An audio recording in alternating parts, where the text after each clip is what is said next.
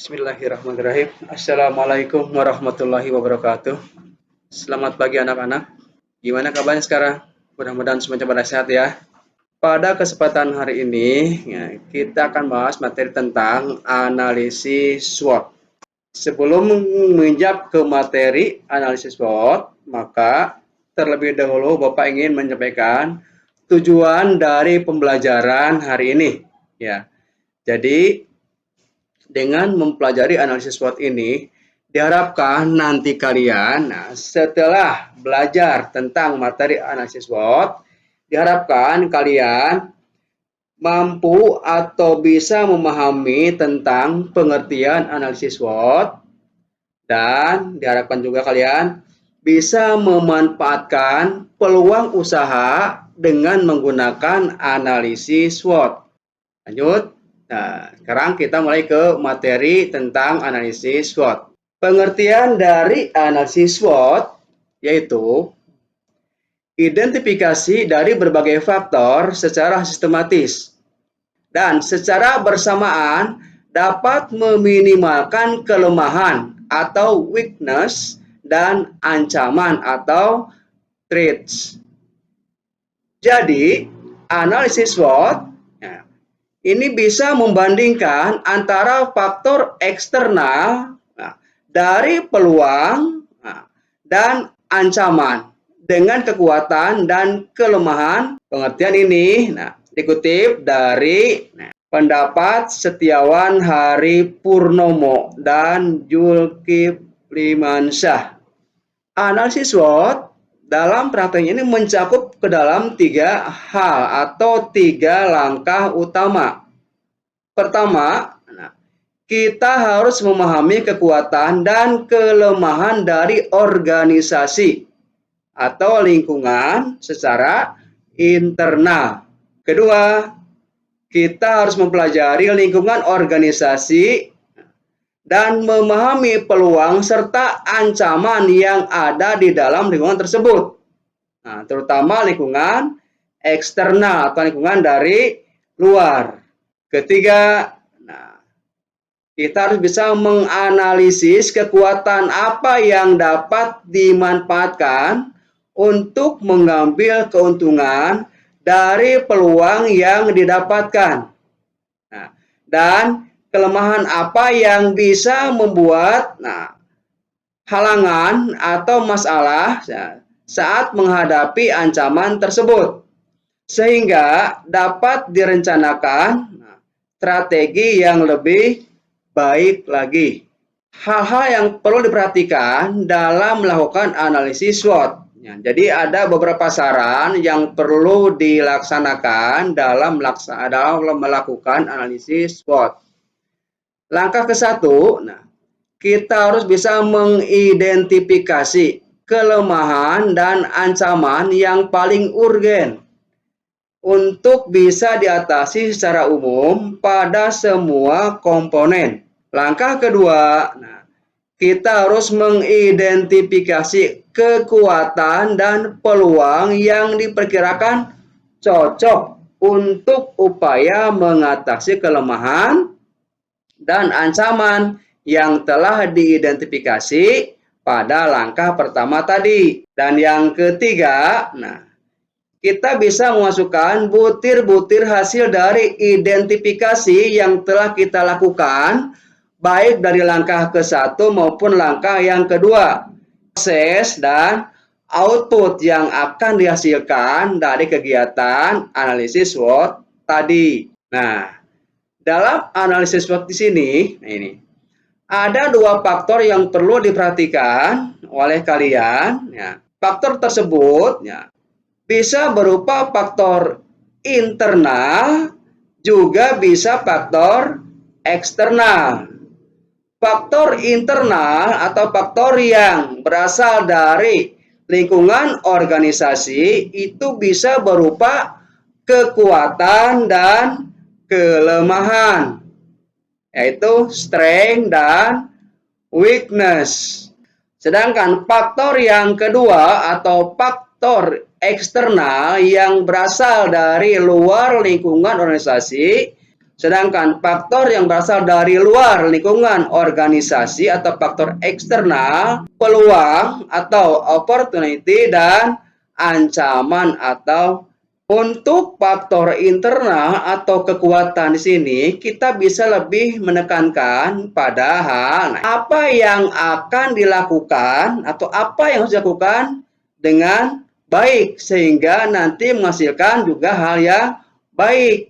Itu. Jadi apa-apa yang bisa menunjang terhadap keberhasilan suatu organisasi atau suatu usaha itu perlu dipikirkan secara baik-baik. Nah, sehingga dalam melakukan hal tersebut juga ini kita bisa melakukannya dengan baik juga. Sedangkan untuk kelemahannya ini kemungkinan dalam melakukan pekerjaan atau melakukan suatu tindakan itu apakah ada yang salah atau tidak yang pernah kita lakukan? Kalau dalam melakukan suatu tindakan ternyata ada kesalahan, berarti itu merupakan suatu kelemahan yang akan menjadi sebuah rintangan ya untuk mencapai suatu tujuan dalam sebuah organisasi. Berikutnya, untuk fokus eksternal ini bisa berupa peluang atau opportunity dan ancaman atau threat. Untuk peluang di sini, kemungkinan apa yang ada atau yang bisa terjadi. Kita tahu bahwa sebenarnya setiap orang itu punya peluang untuk maju atau untuk berhasil.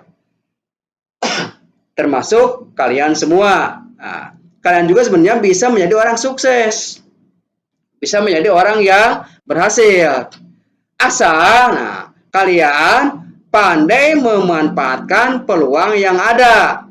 Nah, kalian bisa lihat di lapangan, banyak orang yang sukses, tapi tidak sedikit juga orang yang gagal dalam berorganisasi atau dalam berwirausaha. Kenapa bisa terjadi seperti itu? Penyebabnya adalah orang yang sukses adalah orang yang bisa memanfaatkan peluang. Sedangkan orang yang gagal, orang yang tidak bisa memanfaatkan peluang. Ingat, peribahasa mengatakan bahwa peluang atau kesempatan itu tidak datang dua kali. Jadi begitu ada peluang, silakan manfaatkan sebaik-baiknya. Ya, ambil atau raih peluang secepat mungkin. Jangan sampai nanti keduluan oleh orang lain. Nah, kalau keduluan oleh orang lain, maka kita tidak bisa mendapatkan apa-apa. Kalian tahu kan bahwa dalam istilah dagang jual beli, waktu adalah uang atau time is. Coba Bapak mau tanya di sini, siapa di antara kalian di sini yang di kelasnya menjual kuota atau pulsa? Nah, kalau ada, berarti kalian atau orang tersebut adalah sudah bisa memanfaatkan peluang. Betul kan? Itu contoh yang paling sederhana. Atau ya, mungkin peluang yang bisa dimanfaatkan di lingkungan tempat tinggal kalian. Seandainya di tempat tinggal kalian banyak anak laki-laki, coba peluang apa yang bisa kalian manfaatkan? Ya, betul, ya. Berarti, kalian di sini bisa membuat berbagai macam mainan yang disukai oleh anak laki-laki.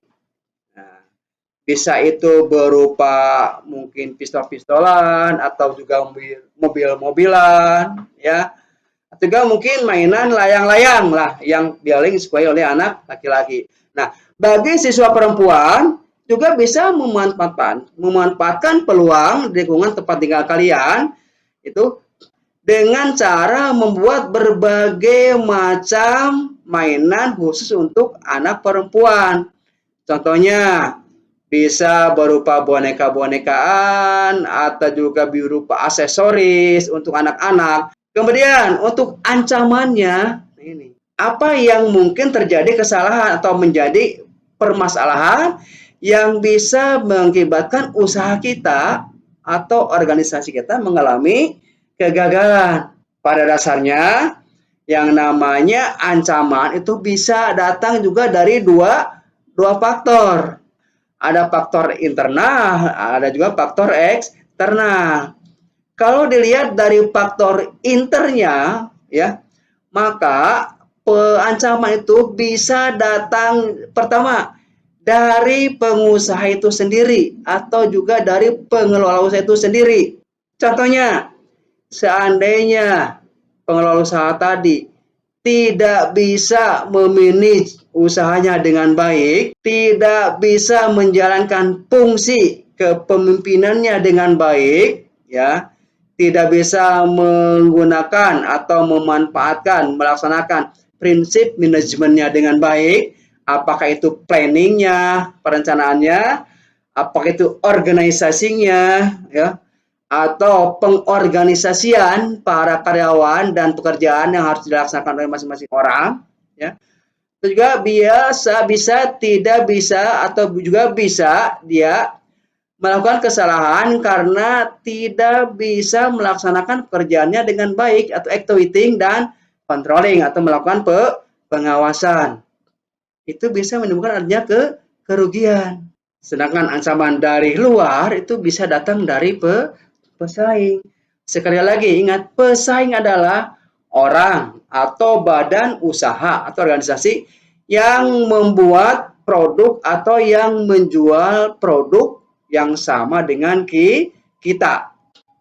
Itu namanya pesaing. Nah, bagaimana cara menangkal persaingan seperti yang sudah dijelaskan sebelumnya? Pertama, agar usaha kita bisa bersaing dengan orang lain, satu, usahakan kualitas produk yang kita buat harus lebih baik dari pesaing kita. Kenapa? Karena yang namanya konsumen, yang namanya pembeli atau pelanggan, pasti menginginkan produk yang terbaik.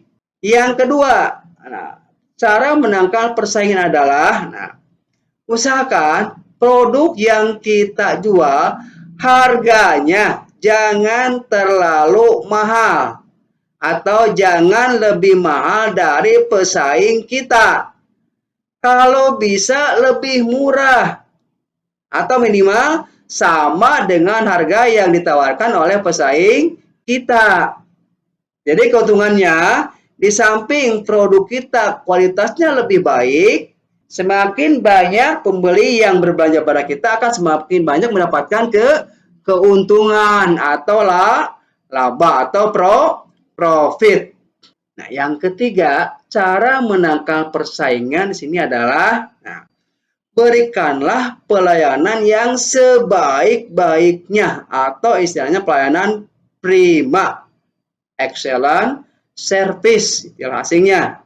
Jadi dengan adanya pelayanan prima ini diharapkan para pembeli yang datang pada kita itu akan merasa betah, aman dan nyaman, ya, datang berbelanja pada kita, sehingga diharapkan nanti mereka akan datang kembali untuk berbelanja lagi sampai akhirnya menjadi pelanggan tetap atau pelanggan setia.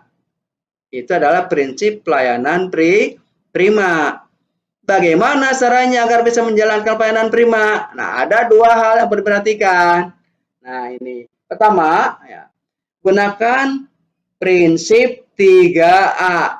Apa 3A itu? Satu, ada attention atau perhatian.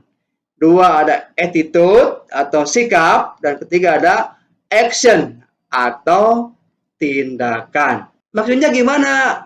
Nah, untuk yang pertama attention, perhatian. Nah, jadi begitu ada pembeli yang datang pada kita, jangan dibiarkan dan nyaman berbelanja pada kita. Yang kedua adalah prinsip attitude.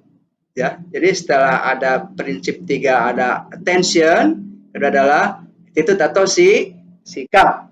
Kemudian yang ketiga, prinsip 3-nya adalah action atau berikanlah pelayanan yang cepat dan tepat.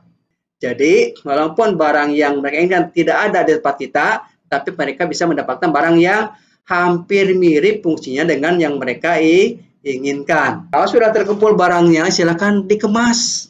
Itu ya. Nah, itu untuk antisipasi untuk menangkal persaingan dengan cara 3A. Sekarang dengan 6S-nya. Ya. Biasakan ketika kita memberikan pelayanan kepada pembeli, ya ingat 6S, ada senyum, salam, sopan, santun, sabar, dan sapa, jangan lupa. Itu ya. Kenapa harus sabar? Karena yang namanya karakter setiap orang itu beda-beda, ya. Jadi setiap pembeli yang datang itu mungkin ada orang yang jarang nawar lah istilahnya. Jadi mereka mau membeli harga sesuai dengan apa yang kita tawarkan. Itulah mungkin materi yang bisa disampaikan untuk pertemuan hari ini. Kalau kalian ada yang ingin ditanyakan, berhubung sekarang waktunya udah hampir habis, ya, bisa kalian ajukan nanti minggu depan, ya. Atau kalian silakan tulis yang ingin ditanyakan, kemudian nanti kebapakan kita bahas minggu depan. Karena minggu depan juga kita akan membahas materi yang masih ada hubungannya dengan materi hari ini. Karena materi ini belum tuntas pembahasannya. Terima kasih atas perhatiannya. Mohon maaf bila ada kesalahan. Wassalamualaikum warahmatullahi wabarakatuh.